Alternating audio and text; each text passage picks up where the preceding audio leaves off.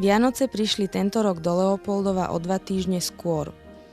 Počasie síce pripomínalo jar, vianočná atmosféra však nechýbala.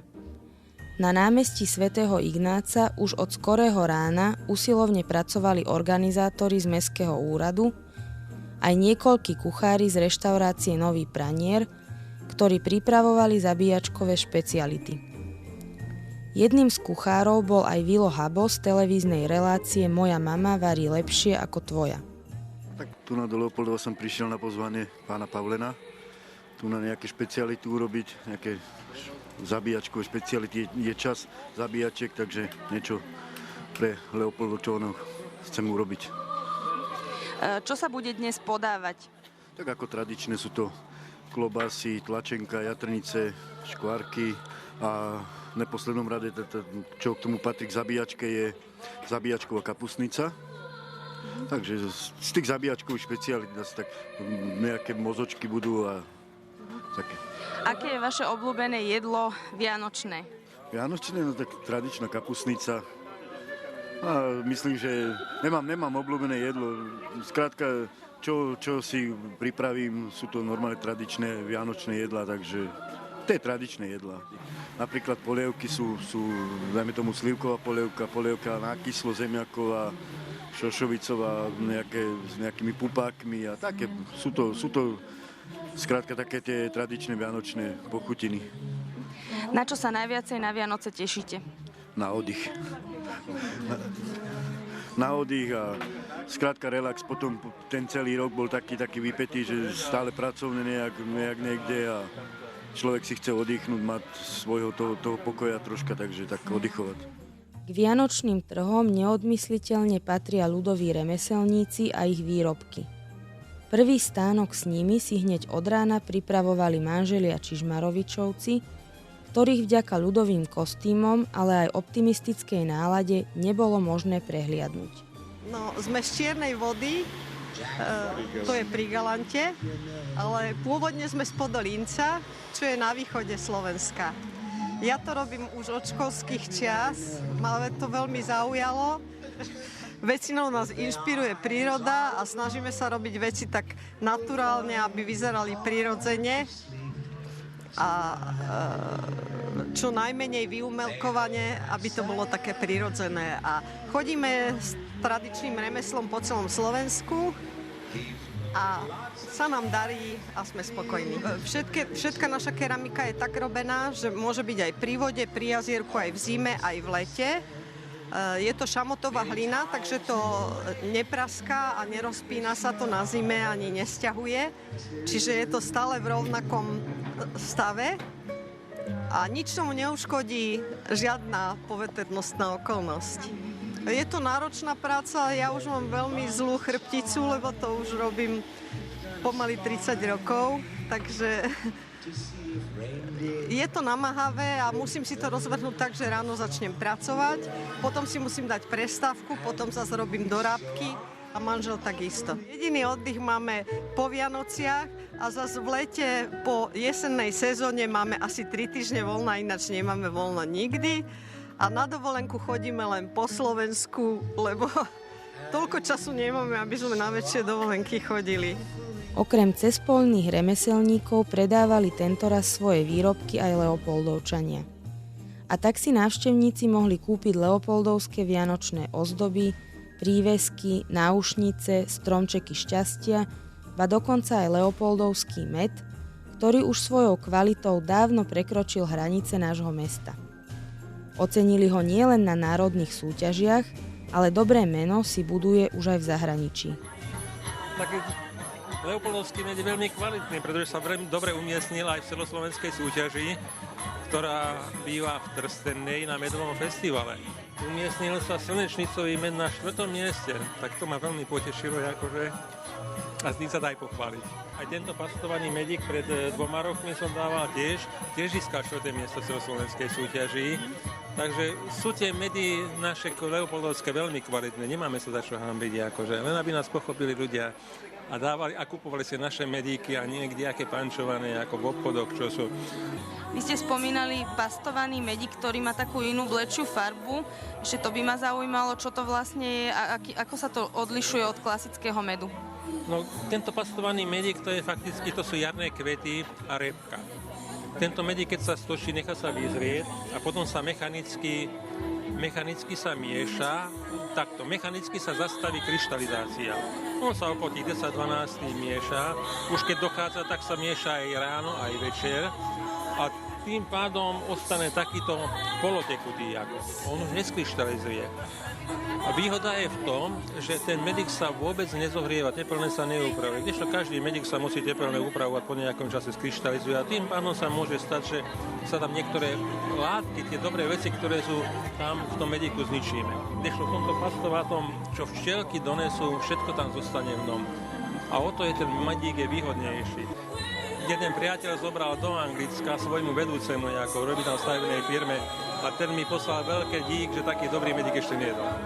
Takže aj za hranice sa distribuuje leopoldovský med. Toto jedna sestrička hovorila, že medík posielala aj do Ameriky. No neviem kvôli čomu, však oni majú medu dosť. Vítanou súčasťou leopoldovských vianočných trhov sú už roky aj stánky s výrobkami detí z materskej a základnej školy. A v tomto prípade platilo, že čo je doma, to sa počíta, pretože obidva stánky patrili k najnavštevovanejším. Takže výrobky vyrábame v školskom klube, ale takisto deti cez vyučovanie na odborných predmetoch. Vyrábajú to s pomocou pani učiteľky alebo pani vychovávateľky a vychovávateľa. No v prvom rade je to reprezentácia školy, aby proste sme tu mohli ponúknuť ľuďom ozaj pekné výrobky. No a máme tu aj jednu zo žiačiek, ktorá sa podieľa na predaji priamo túto stánku a mňa by zaujímalo, aké výrobky konkrétne tu ponúkate návštevníkom. No konkrétne sú to samozrejme ozdoby do domácnosti, ozdoby na vianočný stromček, svietničky, venčeky. Je toho naozaj veľa a máme z toho radosť, takže tešíme sa na návštevníkov. Podobne ako sme tu pred chvíľočkou boli v stánku základnej školy, tak ani materská škola sa nenechala zahambiť a je takisto tradičným návštevníkom leopoldovských vianočných trhov. Ja by som sa chcela opýtať pani riaditeľky, akým spôsobom prebieha príprava všetkých tých výrobkov, ktoré tu ponúkate návštevníkom. No nám pripravujú darčeky samozrejme rodičia spolu s deťmi, pretože naše deti majú do 6 rokov a tie výrobky, aby boli na patričnej úrovni, tak im pomáhajú rodičia. Jednak v materskej škole niečo pripravujeme, ale väčšinou rodičia to pripravujú ako s deťmi, teda a donesú nám už domov do materskej školy zabalené. Rodičom oznámime na rodičovských združeniach, že kam peniaze putovali. A my sme sa ešte pred chvíľočkou rozprávali aj o takom prínose, ktorý nie je len finančný, ale aj taký, že sa tu vlastne tí rodičia postretávajú. Tak ako vnímate aj túto takú pridanú hodnotu, ako keby tejto aktivity? No naši rodičia pri našom stánku sa skutočne vždycky pristavia, tu nás je vždycky veľa, pretože jednak chcú podporiť materskú školu, čo je od nich veľmi pekné a za čo im veľmi pekne aj ďakujem. Všetky skutočne peniaze, ktoré sa vyzbierajú, sa dajú na ich deti. No a môžem povedať, že aj v spolupráci s mestom a teraz pani Vidovou, ktorá toto organizuje a tento rok je to krásne takisto zorganizované, môžem povedať, že aj naša škola si vlastne prilepší a môže sa vybaviť novými pomockami. Novinkou bol stánok s knihami za 1 euro. Knihy nie len z vlastných zásob, ale vďaka spolupráci s Hlohovskou knižnicou aj z jej vyradených titulov ponúkal Martin Majtán z miestnej mládežníckej organizácie Kreatívni ľudia zdravší Leopoldov. Práve jej členovia pomáhajú na mnohých podujatiach v našom meste. A hoci sa dnes stretávame s menším záujmom o literatúru a čítanie všeobecne, Leopoldovčania akoby tento trend ignorovali, ba priam vysmiali. Len za jeden deň si totiž kúpili vyše 70 kníh. A môj stánok má v ponuke knihy a rôzne prívesky a náramky, ale hlavné ponuky sú teda knihy a ja som sa rozhodol ich dávať za symbolické 1 euro, kvôli tomu, aby som podporil gramotnosť ľudí a aby si tú knihu mohol dovoliť naozaj každý. A ty si sa rozhodol ako individuálne, alebo ste nejaká skupina, organizácia? No, to som sa rozhodol individuálne, ale samozrejme je to v rámci mojej organizácie Zdravší Leopoldov, ktoré robíme už rôzne kultúrne podujatia a pomáhame s ňou mestu. A je to taká podpora pre ľudí. A zaujímajú sa ľudia o tie knižky, chodia kupovať knihy? No, zatiaľ to ešte len chystáme, ale už si zo pár ľudí kúpilo knihu. Viaceré akcie by sa nedali uskutočniť bez pomoci dobrovoľníkov, ktorí aj tento rok pripravovali pre spoluobčanov kapustnicu a mastný chlieb s cibuľou. A hoci sa kapustnica leopoldovských dôchodcov, ktorí boli jazda najveselšími trhovníkmi, rozdávala zadarmo, chutila ako z trojhviezdičkovej reštaurácie. Keď som krájal cibulu, tak som sa porezal, pretože tej cibule bolo tak strašne veľa, že už sa mi nechcelo, tak som sa radšej porezal. Toto je lepšia robota. Inkognito v utajení za búdkami na leopoldovských vianočných trhoch sme zastihli partiu ľudí, ktorí pripravujú kapustnicu mestskú, ktorá sa bude rozdávať obyvateľom, a odchytili sme dobrovoľného hlavného šéf-kuchára. Takže my sme sa chceli spýtať, ako sa vám darí pri varení. Pri varení sa darí dobre, preto sme inkognito. Keď to urobíme zle, tak aby nám ľudia nevedeli nadávať nebo nám porozbíjať okna. Dúfame, že sa to nestane a že to bude tak chutnúť ako minulý rok. No je tu úžasná atmosféra, počasie nám tiež vyšlo, ľudí pribúda, vidím, že tie trhy sa tu proste už chytili. Tak po obede bude kapustnica, výrobky budú z bravčového mäska, zabíjačka naživo od rána, takže ľudia si prídu na svoje oblátky, sú tu medík, je tu stangári, sú tu, ponúkajú keramiku. Čo ponúkajú ešte? My ponúkame konkrétne mastný chlebík s cibulou a je oňho veľký záujem. Námestie celý deň rozvoniavalo trdelníkmi, horúcou čokoládou, vianočnými oblátkami, ale aj medovinou a vareným vínom. Po obede ku kulinárskym zážitkom pribudli aj kultúrne. Odštartovala ich, ako vždy, miestna kapela Mestečanka, po ktorej nasledovalo naozaj veľkolepé vystúpenie žiakov zo základnej školy. Tvorilo ho niekoľko predstavení detí z rôznych ročníkov, ktoré sa mohli tešiť z najpočetnejšieho publika. Talentované speváčky a spevákov vystriedali recitátori ľudových veršov i školský spevokol a tancom sa nedali zahanbiť ani najmenší žiaci. Ježiško za dvermi, Ježiško náš, keď prídu Vianoce, drží tam stráž. Zlobnú nám nepustí, je lásky čas, šťastné a veselé sú tu len raz. Candles burning low, lots of mistletoe, lots of snow and ice, everywhere we go.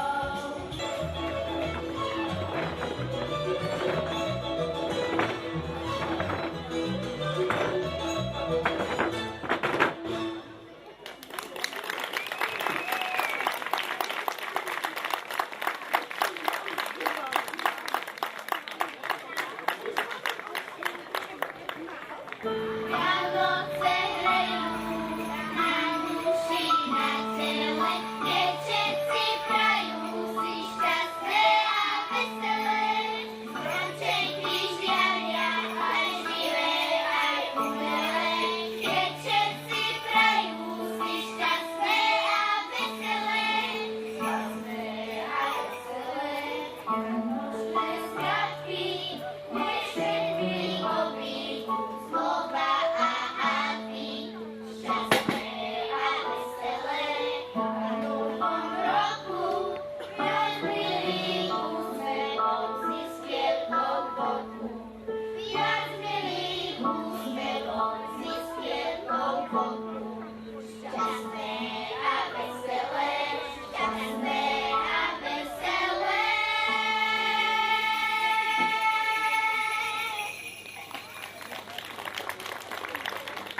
Manželia Vachanovci z Červeníka pripomenuli divákom tradíciu ľudových Vianoc. Prišli ku vám koledníci, piesne vinše darovať. Otvárajte dvere srdcia, nebudete ľutovať.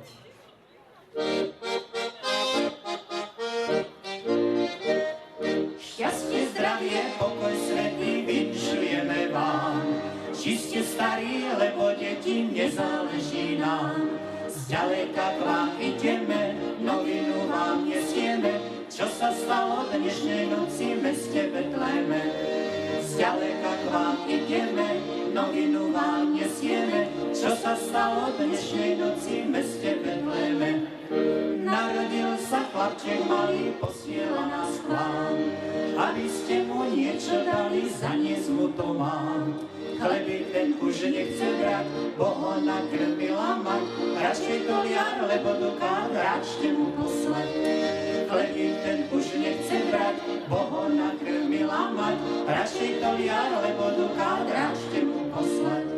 Prosím pekne, odbavte nás, nie to času stáť, veď nám treba do Betléma ísť ho kolísať. On je veľmi bohatý, všetko štedro odplatí, uložte si k nemu poklad, tam sa nestratí. Nezabudnuteľnú atmosféru sviatočnej grácie vytvorila klasická hudba svetových skladateľov v podaní tria Impression.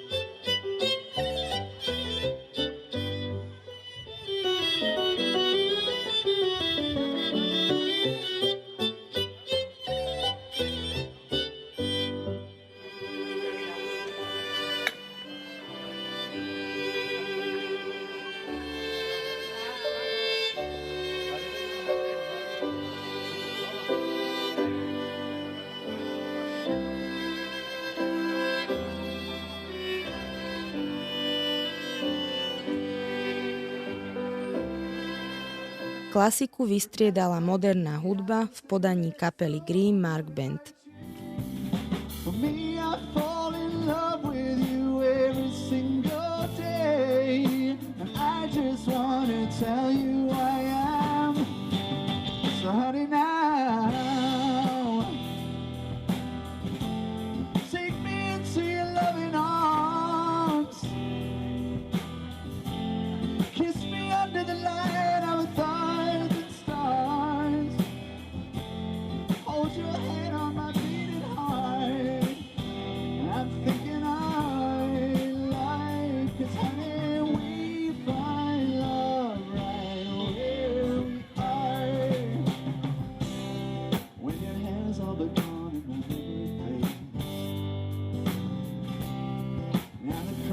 Don't remember my name.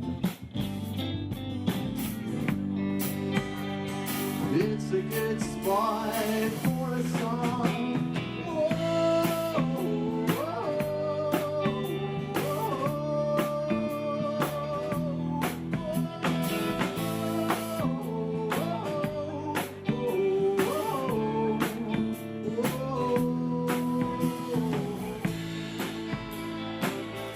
Vianočné trhy v Leopoldove dokázali, že ak sa do ich organizovania pustia zapálení obetavci, nemusia trvať týždeň a ich program nemusia tvoriť desiatky stánkov, atrakcií ani kapiel a aj tak majú cvenk.